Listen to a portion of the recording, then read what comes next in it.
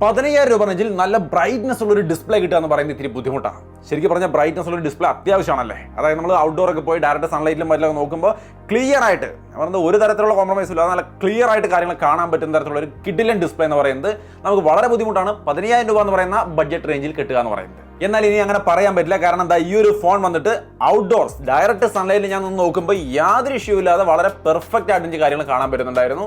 ഒരു തരത്തിലുള്ള കൺഫ്യൂഷൻ ആ കാര്യത്തിലില്ല.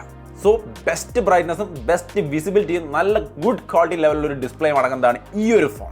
സോ ഇങ്ങനൊരു ഫോൺ നിങ്ങൾക്ക് ആവശ്യമുണ്ടെങ്കിൽ ഇതിൽ ഡിസ്പ്ലേ മാത്രമല്ല എല്ലാ കാര്യങ്ങളും പെർഫോമൻസ്, ക്യാമറ, ബാറ്ററി എല്ലാം തന്നെയും ഒരു ഡീസന്റ് ലെവൽ കൊടുത്തിട്ടുള്ള ഒരു ഓൾറൗണ്ടർ ഫോണാണ് ഈ ഫോൺ പോക്കോ M7 Pro. ഈ ഒരു ബ്രാൻഡിനോട് പ്രത്യേകിച്ച് വിരോധമൊന്നുമില്ലെങ്കിൽ ഈ അൺബോക്സിംഗ് ഒന്ന് കണ്ടോ.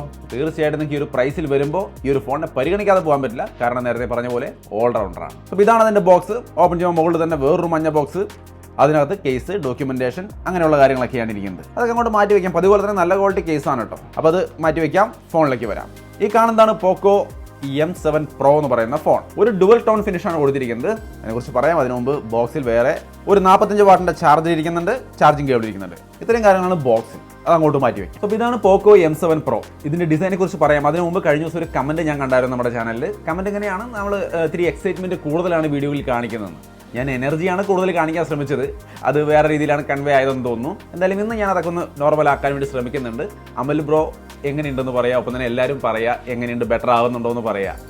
സോ നമുക്ക് ഇതിൻ്റെ ഡിസൈനിലേക്ക് വരാം. ഡിസൈൻ നിങ്ങൾക്ക് ഇവിടെ കാണാം, ഒരു ഡുവൽ ടോൺ ഡിസൈൻ ആണ് കേട്ടോ. അത്യാവശ്യം നന്നായിട്ടുണ്ടല്ലേ. 7.9 mm ആണ് തിക്നെസ്. അതായത് വളരെ സ്ലിം ആയ ഒരു ഫോണാണെന്ന് സാരം. പിന്നെ ഡുവൽ സിം ആണ് സപ്പോർട്ട് ചെയ്യുന്നത്. നിങ്ങൾക്ക് ഇവിടെ കാണാം ഒരു SD കാർഡ്, അല്ലെങ്കിൽ ഒരു SD കാർഡും ഒരു സിമോ, അല്ലെങ്കിൽ 2 സിം കാർഡ് എന്ന രീതിയിൽ ഉപയോഗിക്കാം. Hybrid SIM സ്ലോട്ടാണ്. സോ അതിൻ്റെ ഒപ്പം തന്നെ ഡുവൽ സ്റ്റീരിയോ സ്പീക്കർ വരുന്നുണ്ട്. താഴെ Type-C port, main microphone, right സൈഡിൽ പവർ ബട്ടൺ, വോളിയം ബട്ടൺ, ടോപ്പിൽ IR ബ്ലാസ്റ്റർ അടക്കമുള്ള സെറ്റപ്പ് ഉണ്ട്. ഡുവൽ സ്റ്റീരിയോ സ്പീക്കറിന്റെ സ്പീക്കർ ഗില്ല് കാണാം. 3.5 mm ജാക്കും കൊടുത്തിട്ടുണ്ട്. സോ നിങ്ങൾ ഗെയിമൊക്കെ കളിക്കുമ്പോൾ വയേർഡ് ഹെഡ്സെറ്റ് കണക്ട് ചെയ്യണമെങ്കിൽ അതിനുള്ള ഓപ്ഷൻ ഉണ്ടെന്ന് അർത്ഥം. പിന്നെ സെക്കൻഡറി നോയ്സ് ക്യാൻസലിംഗ് മൈക്രോഫോൺ ഉണ്ട്.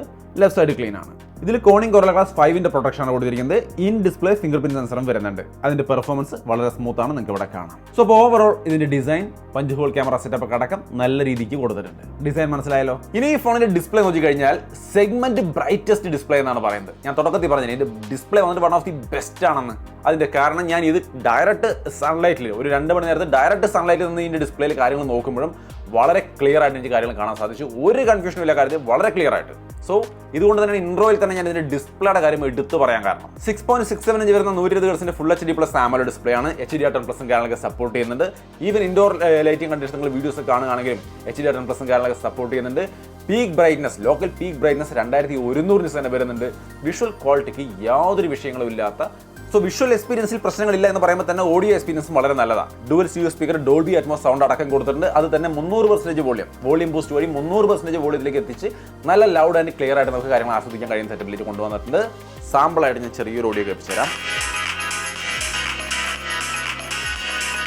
കാരണം അത്യാവശ്യം നല്ല ക്വാളിറ്റിയിൽ നിങ്ങൾക്ക് ഓഡിയോസും കിട്ടുന്നുണ്ട്. സോ മൊത്തത്തിൽ ഈ ഫോണിന്റെ ഡിസ്പ്ലേയെ കുറിച്ച് തന്നെയാണ് ഇൻട്രോയിൽ നമ്മൾ വലിയ ഹൈപ്പ് പറഞ്ഞത്. അതേപോലെ തന്നെ റിയൽ ലൈഫിൽ നമുക്ക് കിട്ടുന്നുണ്ട്.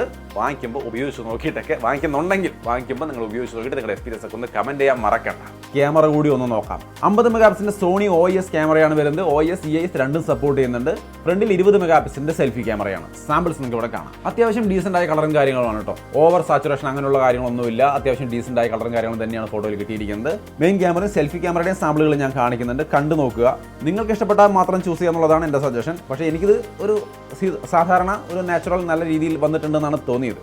നിങ്ങൾക്ക് എന്താ തോന്നിയെന്ന് തീർച്ചയായിട്ടും കമന്റ് ചെയ്യാം. പിന്നെ ഇതിന്റെ വീഡിയോയും അത്യാവശ്യം നല്ലതാണ്. ഇതിൽ 4K ഒന്നും കണ്ടില്ല. അതായത് നിങ്ങൾക്ക് 4K വീഡിയോ ഒക്കെ ഷൂട്ട് ചെയ്യണമെന്നുള്ള ആഗ്രഹമുള്ള ആൾക്കാരാണെങ്കിൽ ഇത് നിങ്ങൾക്ക് പറ്റില്ല കേട്ടോ. അത് പ്രത്യേകം ഒന്ന് ഓർത്ത് വെച്ചോളൂ. ഫുൾ HD വീഡിയോ വന്നിട്ട് സ്റ്റെബിലൈസേഷനോട് കൂടി സ്മൂത്ത് ആയിട്ട് ഷൂട്ട് ചെയ്യാൻ പറ്റും. സാമ്പിൾസ് നിങ്ങൾക്ക് ഇവിടെ കാണാം. സാമ്പിൾസ് എന്ന് പറയുമ്പോൾ ഡേ ലൈറ്റ്, ഇൻഡോർ ലൈറ്റ് എല്ലാ സമയങ്ങളിലും നമ്മൾ എടുത്ത വീഡിയോ സാമ്പിൾസും ഞാനിവിടെ ഷെയർ ചെയ്യുന്നുണ്ട്. സെൽഫി ക്യാമറയുടെ സാമ്പിളുകളും ഞാൻ ഷെയർ ചെയ്യുന്നുണ്ട്. സോ എല്ലാ വീഡിയോസും കണ്ടു നോക്കുക. നിങ്ങൾക്കത് ഓക്കെ ആണോ, കളറും സ്റ്റെബിലൈസേഷനൊക്കെ ഓക്കെ ആണോ എന്നുള്ളത് നോക്കുക. എന്നെ സംബന്ധിച്ച് ഇതൊക്കെ ശരാശരി നന്നായിട്ടുണ്ട്. ഈ 15,000 രൂപ ഫോൺ എന്ന് പറയുമ്പോൾ ഒരുവിധം ആവറേജ് ആയിട്ട് എല്ലാം നന്നായിട്ട് കൊടുത്തിരിക്കുന്നവർ ഒരു തംസപ്പ് കൊടുക്കാമെന്ന് തോന്നുന്നു അല്ലേ. ഇനി ഈ ഫോണിൻ്റെ പെർഫോമൻസിലേക്ക് വന്നു കഴിഞ്ഞാൽ Dimensity 7025 Ultra എന്ന് പറയുന്ന പ്രോസസ്സറാണ്. അത്യാവശ്യം ഡീസൻ്റ് ആയ പെർഫോമൻസ് ആണ്. നിങ്ങൾക്ക് ഇവിടെ കാണാൻ യാതൊരു പെർഫോമൻസ് ഇഷ്യൂ നമുക്കില്ല. നോർമൽ യൂസിലൊന്നും യാതൊരു വിഷയങ്ങളും വരുന്നില്ല. നമുക്ക് എങ്ങനെ യൂസ് ചെയ്താലും സെറ്റാണ് കണ്ടോ, വളരെ സ്മൂത്താണ്. ഗെയിമിങ്ങിലേക്ക് വരുമ്പോൾ എങ്ങനെയെന്ന് ചോദിച്ചു കഴിഞ്ഞാൽ ഇതിൽ BGMI നമ്മൾ കളിക്കുമ്പോൾ സ്മൂത്ത് അൾട്ര ആ ഒരു സെറ്റിംഗ്സ് ആണ് അവൈലബിൾ ആയിരിക്കുന്നത്. അതിൽ നമുക്ക് വേറെ വിഷയങ്ങളൊന്നുമില്ല, സാധാരണ രീതിയിൽ കളിക്കാൻ പറ്റുന്നത് നിങ്ങൾക്ക് ഇവിടെ കാണാം. ഈ ഒരു ഫോൺ എടുക്കുമ്പോൾ നിങ്ങൾ ഗെയിം BGMI കളിക്കാൻ ഉദ്ദേശിക്കുന്നെങ്കിൽ ഇതാണ് അതിൻ്റെ സെറ്റിംഗ്സ്. ഈ രീതിയിലാണ് കളിക്കാൻ പറ്റുക. അങ്ങനെ ഗെയിം കളിക്കുമ്പോൾ ഹീറ്റ് ആവുന്ന പോലുള്ളൊരു ഫീലിംഗ് ഒന്നും വന്നില്ല.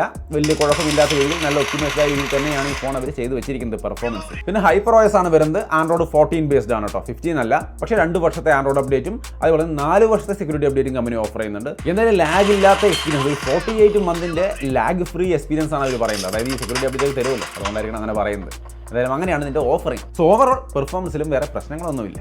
ഇനി ഇതിൻ്റെ ബാറ്ററി ആണെങ്കിൽ 5110 mAh ബാറ്ററിയാണ്. അതേപോലെ 45 വാട്ടിൻ്റെ ഫാസ്റ്റ് ചാർജിങ്, അതൊക്കെ സാധാരണ ഒരു സെറ്റപ്പ് തന്നെയാണ്. പിന്നെ ബാറ്ററിയുടെ കാര്യത്തിൽ അവർ ബാറ്ററി ടെക്നോളജികളൊക്കെ മാറ്റുന്നതുകൊണ്ട് കുറച്ചും കൂടി നല്ല ലൈഫ് കിട്ടുമെന്നാണ് പറയുന്നത്. 1600 സൈക്കിളിന് ശേഷവും 80% ബാറ്ററി നിലനിൽക്കുമെന്നാണ് പറയുന്നത്. സോ 2-3 വർഷം സുഖമായിട്ട് ഉപയോഗിക്കാൻ പറ്റുമെന്ന് കരുതാം. എന്തായാലും വേറെ വിഷയങ്ങളൊന്നും ഈ ഫോണിന് പറയത്തക്കതായിട്ട് നമുക്ക് ഫേസ് ചെയ്തിട്ടില്ല. ഒരു അൺബോക്സിംഗ് ആയിട്ട് ഇനീഷ്യൽ ഇംപ്രഷനാണ്, അങ്ങനെ കാണാവൂ ഈ വീഡിയോയെ.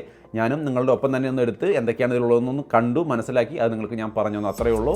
ഇനി ഉപയോഗിച്ചൊക്കെ നോക്കിയിട്ട് നിങ്ങൾക്ക് അത്ര ഇഷ്ടമായിട്ട് തോന്നുകയാണെങ്കിൽ തീർച്ചയായിട്ടും കമൻറ്റ് ചെയ്യാൻ. നമ്മൾ ഉപയോഗിച്ച് നോക്കിയിട്ട് എന്തെങ്കിലും പ്രശ്നം തോന്നിയിട്ടുണ്ടോ എന്നുള്ള കാര്യം നമ്മളിതൊരു ഡീറ്റെയിൽഡ് റിവ്യൂവിൽ തീർച്ചയായിട്ടും ഷെയർ ചെയ്യാം. ഇപ്പോഴേക്ക് ഇത് ഓവറോൾ നന്നായിട്ട് തന്നെയാണ് ഫീൽ ചെയ്തത്. ഒരു ഭാഗത്തും പറയത്തക്ക പോരായ്മകളൊന്നും തന്നെ ഇല്ല. ഒരു ഓൾറൗണ്ടർ ഫോണാണ്. പിന്നെ ഇത് 3 കളറിലാണ് വരുന്നത്. കളറുകൾ നിങ്ങൾക്ക് ഇവിടെ സ്ക്രീനിൽ കാണാം. Lunar dust, lavender frost, olive twilight, അങ്ങനെ 3 കളറുണ്ട്. ഇഷ്ടമുള്ള കളർ നോക്കിയിട്ട് ചൂസ് ചെയ്യാം. ഈ ഫോണിൻ്റെ ലോഞ്ച് 17th 17-ാം തീയതിയാണ്, ഡിസംബർ 17-ാം തീയതിയാണ്. സെയിൽ 20-ാം തീയതിയാണ് വരുന്നത്. ഫ്ലിപ്കാർട്ടിലാണ് 12 മണിക്കാണ്. സോ അത് ആ ഒരു ടൈമിൽ നോക്കിയെന്ന് താല്പര്യമുള്ളവർക്ക് പർച്ചേസ് ചെയ്യാവുന്നതാണ്. പർച്ചേസ് ലിങ്ക് ഞാൻ താഴെ ഡിസ്ക്രിപ്ഷനിൽ കൊടുക്കാം. ഓവറോൾ ഒരു നല്ല ഓൾറൗണ്ടർ 5G ഫോൺ, അതാണ് പോക്കോ M7 Pro. എനിക്ക് നോർമലി തോന്നിയ കാര്യങ്ങളാണ് ഞാനീ പറഞ്ഞത്. ഒരു അൺബോക്സിംഗ് ഇനീഷ്യൽ ഇംപ്രഷനാണ്. ഓവർ എക്സൈറ്റ്മെൻ്റ് ഒന്നും കാണിക്കാതെ മര്യാദയ്ക്ക് പറയാൻ ശ്രമിച്ചിട്ടുണ്ട്. എന്താണ് നിങ്ങളുടെ അഭിപ്രായം എന്നുള്ളത് തീർച്ചയായിട്ടും പറയാം. പലരും കമൻറ്റൊക്കെ ചെയ്യുമ്പോൾ പഴയ പോലെയല്ല, മാറിപ്പോയി, അങ്ങനെയൊക്കെ കമൻറ്റ് ചെയ്യാറുണ്ട്. പക്ഷേ എന്താണ് നമുക്ക് പറ്റുന്ന തെറ്റെന്ന് ചൂണ്ടിക്കാണിച്ചാൽ തിരുത്തുന്നതിൽ സന്തോഷമുള്ളൂ. എന്തായാലും ഈ പറഞ്ഞ സംഭവം നമ്മൾ കറക്റ്റ് ചെയ്യാൻ ശ്രമിച്ചിട്ടുണ്ട്. എന്താണ് അഭിപ്രായം എന്നുള്ളതൊന്ന് കമൻറ്റ് ചെയ്യാം. വീഡിയോ ഇഷ്ടപ്പെട്ടാൽ ലൈക്ക് ചെയ്യാനും ഷെയർ ചെയ്യാനും മറക്കണ്ട. പിന്നെ പർച്ചേസ് ലിങ്ക് താഴെ ഡിസ്ക്രിപ്ഷനിൽ ചെക്ക് ചെയ്ത് നോക്കുക. വീണ്ടും ഒരു വീഡിയോയിൽ കാണാം. ബൈ.